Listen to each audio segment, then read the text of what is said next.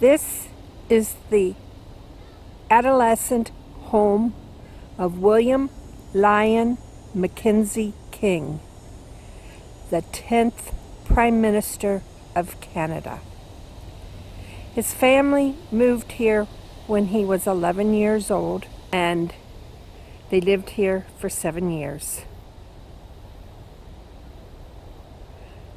And with a name, at least to me, of William Lyon Mackenzie King, he was definitely going to be a great individual.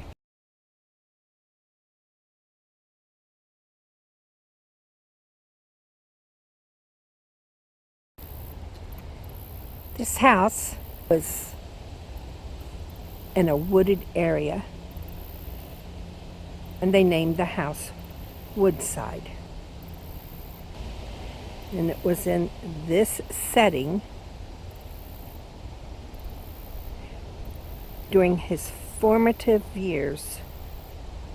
Was brought up among books, family mementos that fostered his later spiritual, moral, and intellectual development.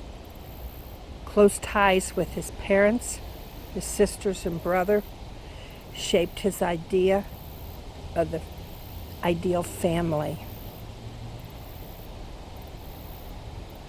This house was built in 1853,